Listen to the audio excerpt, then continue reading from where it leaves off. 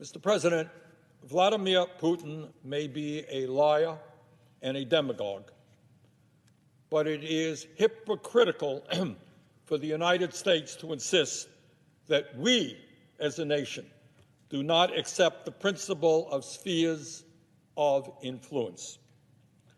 For the last 200 years, our country has operated under the Monroe Doctrine, embracing the principle that as the dominant power in the Western Hemisphere, the United States has the right, according to the United States, to intervene against any country that might threaten our alleged interests. That's United States policy.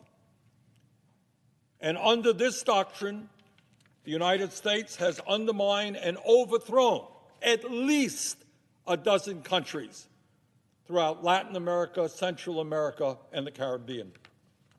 As many might recall, in 1962, we came to the brink of nuclear war with the Soviet Union.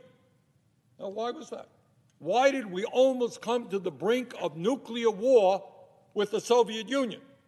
Well, we did that in response to the placement of Soviet missiles in Cuba 90 miles from our shore. And the Kennedy administration saw that as an unacceptable threat to national security. We said it is unacceptable for a hostile country to have a significant military presence 90 miles away from our shore. And let us be clear, the Monroe Doctrine is not ancient history. As recently as 2018, Donald Trump's Secretary of State, Rex Tillerson, called the Monroe Doctrine, quote, as relevant today as it was the day it was written, end quote. In 2019, former Trump National Security Advisor John Bolton declared, quote, the Monroe Doctrine is alive and well, end quote.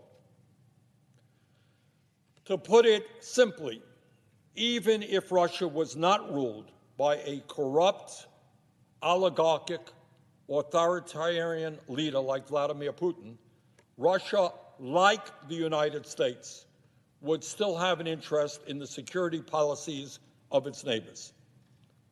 And I want people to think about this. Does anyone really believe that the United States would not have something to say if, for example, Mexico or Cuba or any country in Central or Latin America were to form a military alliance with the U.S. adversary? Do you think that members of Congress would stand up and say, well, you know, Mexico is an independent country. They have the right to do anything they want? I doubt that very much. Mr. President, countries should be free to make their own foreign policy choices. But making those choices wisely requires a serious consideration of the costs and benefits.